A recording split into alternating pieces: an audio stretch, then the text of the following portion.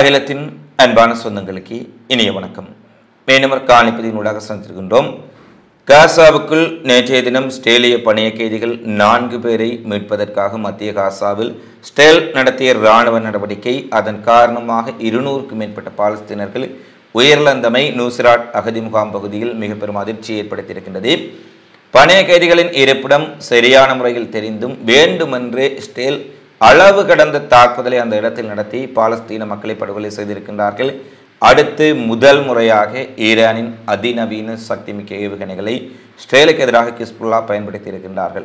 இந்த சூழ்நிலையில் காசாவிலும் பிராந்தியத்திலும் என்ன விடயங்கள் எல்லாம் நடைபெற்றிருக்கின்றது என்பது குறித்த பிந்தைய நிலவரங்களை இந்த காணொலியில் விரிவாக பார்க்கலாம். நூசிராட் அகதி முகாம் பகுதியில் அமெரிக்காவினுடைய உளவுத்துறை தகவலின்படி 2 கட்டடங்களில் தங்க வைக்கப்பட்டிருந்த பணைய கைதிகளை ஒரு இராணுவ நடவடிக்கை மூலம் இஸ்ரேல் மீட்டிருந்தார்கள். ஆனால் 2 கட்டடங்களினுடைய இருப்பிடங்களும் துல்லியமாக தெரிந்திருந்தும் வேண்டுமென்றே பாலஸ்தீனர்களை இந்த சாட்டில் படுகொலை செய்ய வேண்டும் என அந்த நூசிராட் கட்டிடங்கள் மட்டுமல்ல பணைய கைதிகள் சிறை வைக்கப்பட்டிருந்த ஏனைய பகுதி முழுவதும் நடத்திய ஒரு மிக கடுமையான ஹெலிகாப்டர் விமான தாக்குதல், இஸ்ரேலினுடைய இராணுவ நேரடி தாக்குதல் என்பவற்றின் காரணமாக 274 அப்பாவி பொதுமக்கள் கொல்லப்பட்டிருக்கின்றார்கள். 500க்கும் மேற்பட்டவர்கள் காயமடைந்திருக்கின்றார்கள் என்ற துயரமான செய்தி வழியாக இருக்கின்றது.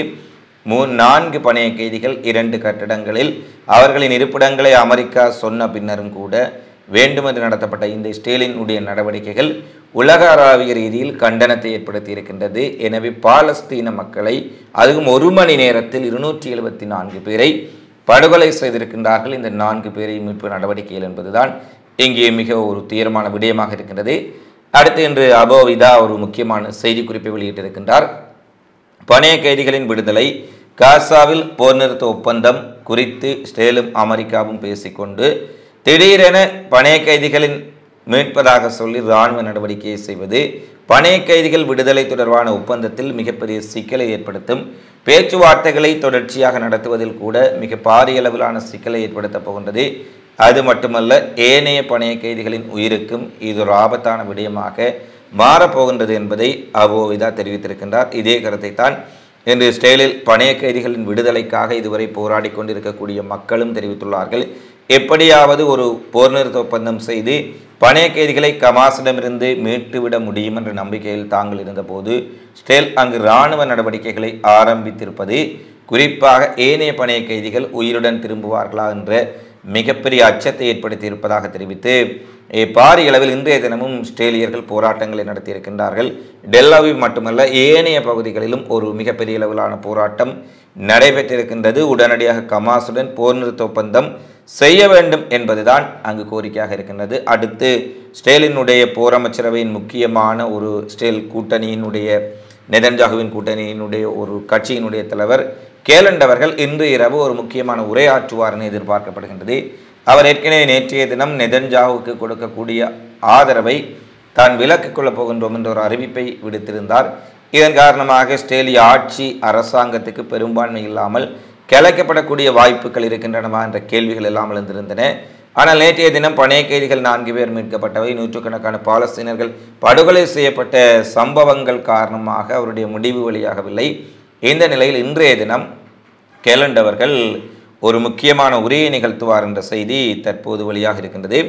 அடுத்து அல்-குட்ஸ் படைப்பிரிவு இன்றைய நாளில் வடக்கு காசாவின் அல் ஹவாவின் தென்கிழக்கு பகுதியில் இஸ்ரேலிய இராணுவ சிறப்பு படைகளுடன் நேருக்கு நேராக மிக கடுமையான மோதல் ஒன்றை செய்திருக்கின்றார்கள்.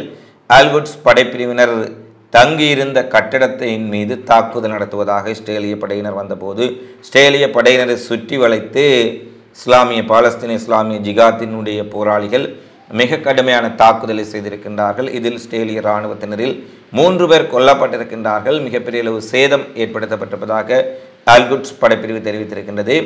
இதில் தங்களுடைய படைப்பிரிவினருடன் அல்-குட்ஸ் படைப்பிரிவினருடன் அல்-அக்ஸா படையினரும் இணைந்து இஸ்ரேல் இராணுவத்துக்கு எதிராக தாக்குதலை மேற்கொண்டார்கள் என்ற செய்தி வழியாக இருக்கின்றது. மிக நெருக்கமாக இந்த அல் ஹவாவின் பகுதியில் நேரடி துப்பாக்கி சண்டை இஸ்ரேலிய இராணுவத்திற்கும் இஸ்லாமிய ஜிகாத் போராளிகளுக்கும் நடைபெற்றிருக்கின்றது என்ற செய்தி வெளியாக இருக்கின்றது. அடுத்து ஹிஸ்புல்லா தொடர்ச்சியாக வடக்கு இஸ்ரேலுக்குள் தாக்குதலை அதிகப்படுத்தி இருக்கின்றார்கள். ஏற்கனவே நாங்கள் பல காணொளிகளில் சொல்லி வருகின்றோம். இந்த சூழ்நிலையில் இன்றைய தினம் ஷஹல் பட்டாலியன் தலைமையகத்தை குறிவைத்து முதல் முறையாக இஸ்ரேலினுடைய ஃபலாக் 2 ஏவுகணைகளை ஹிஸ்புல்லா பயன்படுத்தியிருக்கின்றார்கள். இந்த ஃபலாக் 2 ஏவுகணைகள் ஈரானின் அதிநவீன அதிசக்தி மிக்க மிக பெரும் அழிவை ஏற்படுத்தக்கூடிய ஆயுதங்கள். இது குறித்து ஏற்கனவே பல விடயங்கள் வெளியாக இருந்த சூழ்நிலையில் இதுவரை ஃபலாக் 2 ஏவுகணைகள் ஹிஸ்புல்லாவின் வசம் இருந்ததவனவா அல்லது பயன்படுத்தப்படவில்லையா என்பது தெரியவில்லை. தற்போது ஈரான் இந்த ஏவுகணைகளை ஹிஸ்புல்லாவுக்கு வழங்கி இருப்பதாக சொல்லப்படும் சூழ்நிலையில் ஃபலாக் 2 ஏவுகணைகள் பயன்படுத்தப்பட்டிருக்கின்றன. 117 கிலோ இடையுள்ள வழிகாட்டக்கூடிய இந்த ஏவுகணைகள் துல்லியமாக இலக்கை சென்று அளிக்கும் தன்மையுடவை. இந்த ஏவுகணை தாக்குதல் காரணமாக ஷஹல் பட்டாலியன் தலைமையகத்தில் பாரிய அளவு சேதம் ஏற்படுத்தப்பட்டிருப்பதாக ஹிஸ்புல்லா தெரிவித்திருக்கின்றது. குறிப்பாக வடக்கு இஸ்ரேலுக்குள் இந்த ஏவுகணை தாக்குதல் ஏற்படுத்திய சேதங்கள் அங்கு எஞ்சி இருந்தவர்களுக்கு மிக பெரும் அச்சத்தை ஏற்படுத்தி இருக்கும் சூழ்நிலையில் பலர் வடக்கு இஸ்ரேலின் பல பகுதிகளை விட்டு ஏற்கனவே ஆயிரக்கணக்கானவர்கள் இடம்பெயர்ந்து விட்டார்கள். ஏனைய எஞ்சியவர்களும் இந்த தாக்குதல் காரணமாக வெளியேறி இருக்கின்றார்கள் என்ற செய்தி வழியாக இருக்கின்றது. எனவே தொடர்ச்சியாக இஸ்ரேல் லெபனானிடையே ஒரு போர் வெடிக்கலாம் என்று எதிர்பார்க்கும் சூழ்நிலையில் ஃபலாக் 2 ஏவுகணைகளை ஹிஸ்புல்லா பயன்படுத்தி இருப்பது மிகப்பெரிய ஒரு சிக்கலாக இஸ்ரேலுக்கு பார்க்கப்படுகின்றது. அதே போல இன்றைய தினம் கோலான் கைட்ஸ் குன்றுகள் பகுதியின் மீது இஸ்ரேலிய ஆர்ட்லரி நிலைகளை குறிவைத்து ஹிஸ்புல்லா கதிஜுக்ஸா ராக்கெட்டுகள் மூலம் ஒரு மிக பெரும் தாக்குதலை நடத்தியிருக்கின்றார்கள். ஏறக்குறைய 60க்கு மேற்பட்ட ராக்கெட்டுகள் கோலான் குன்றுகளில் அமைந்திருக்கக்கூடிய இஸ்ரேலிய பீரங்கி படை தலைமையம் ஆர்ட்லரி படை தலைமையகத்தை நோக்கி ஏவப்பட்டிருக்கின்றன. இதிலும் இஸ்ரேல் இராணுவத்திற்கு மிகப்பெரிய அளவிலான சேதங்களை தாங்கள் ஏற்படுத்தியிருப்பதாக ஹிஸ்புல்லா தெரிவித்திருக்கின்றார்கள். அதே போல லெபனான் மீது எந்த ஒரு நேரத்திலும் இஸ்ரேல் தாக்குதலை நடத்தலாம் என்று எதிர்பார்க்கப்படும் சூழ்நிலையில் தற்பொழுது லெபனான் எல்லையில் சிறப்பு ரத்வான் படையணியினுடைய முக்கிய படையணி அங்கு நிறுத்தப்பட்டிருப்பதான செய்திகள் வழியாக இருக்கின்றன. ஏனெனில் ஒரு முழு அளவிலான போரை இஸ்ரேல் துவங்கினால் ஆரம்பத்திலே மிக கடுமையான பதிலடியை கொடுப்பதற்காக ரத்வான் படையணி போராளிகள் அங்கே உயரடக்கு போராளிகள் நிறுத்தப்பட்டிருப்பதான செய்திகள் வெளியாக இருக்கின்றன. அடுத்த இன்றைய தினமும் இஸ்ரேலிய துறைமுகங்களுக்கு சென்றிருக்கக்கூடிய பிரிட்டன் அமெரிக்க சரக்கு கப்பல்கள் மீது ஹவுதிகள் தாக்குதலை நடத்தியிருக்கின்றார்கள். தங்களுடைய எச்சரிக்கையை மீறி செங்கடலை கடந்து இஸ்ரேல் துறைமுகங்களை நோக்கி சென்று கொண்டிருந்த ஒரு அமெரிக்க சரக்கு கப்பலையும் பிரிட்டன் சரக்கு கப்பலையும் தாங்கள் தாக்கியிருப்பதாகவும் இதில் கப்பல்கள் கணிசமான சேதமடைந்திருப்பதாக ஹவுதி படை தெரிவித்திருக்கின்றது. அண்மைய சில நாட்களாகவே ஹவுதிகளின் தாக்குதல் அதிகரித்திருக்கும் சூழ்நிலையில் செங்கடலில் இன்றைய தினம் மீண்டும் இந்த தாக்குதல் நடத்தப்பட்டிருக்கின்றது.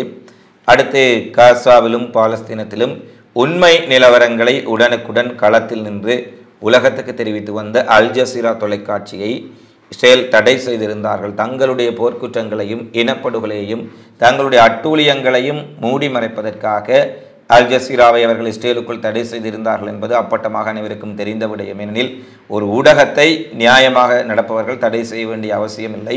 தங்களுடைய அநியாயங்கள் வெளியில் தெரியந்துவிடும் என்பதால் தடை செய்திருந்தார்கள். இது பலத்த கண்டனத்தை ஏற்படுத்தியிருந்த சூழ்நிலையில் இன்று மீண்டும் அல் ஜசீரா மீதான ஒளிபரப்பு தடையை 45 நாட்களுக்கு நீடிப்பதாக இஸ்ரேலிய அமைச்சரவை அனுமதி அளித்திருக்கின்றார்கள். இஸ்ரேலில் இன்னும் 45 நாட்களுக்கு அல் ஜசீராவினுடைய முழுமையான அலுவலகங்கள் மூடப்பட்டிருக்கும் என இஸ்ரேல் தகவல் தொடர்பு மந்திரி ஷிலோமா கர்ஜி கூறியிருக்கின்றார். அவர் குறிப்பாக அல் ஜசீரா ஹமாஸ் மற்றும் பாலஸ்தீன போராளிகளுக்கு ஆதரவான செய்திகளை வெளியிடக்கூடிய ஒரு ஊடகமாக இருப்பதால் தாங்கள் தடை செய்கின்றோம் என்ற செய்தியை அவர்கள் தெரிவித்திருந்தார்கள். இருந்தபோதிலும் அல் ஜசீரா எந்த தரப்பென்றும் இல்லாமல் காசாவில் நடக்கக்கூடிய விடயங்களை நேரடியாக வெளியுலகுக்கு தெரிவிப்பவர்கள். இஸ்ரேலினுடைய பல படுகொலைகள், மருத்துவமனை தாக்குதல்கள், பல்வேறுபட்ட அகதி முகாம் மீதான தாக்குதல்களை உடனுக்குடன் களத்தில் நின்று வெளியிட்டவர்கள் அல் ஜசீரா என்பது குறிப்பிடத்தக்கது. அந்த நிலையில்தான் உண்மைகளை அடக்கு முகமாக ஊடகவியலாளர்களின் குரலை நசுக்கு முகமாக அல் ஜசீரா மீதான தடையை மீண்டும் இஸ்ரேல் நீடித்திருக்கின்றார்கள்.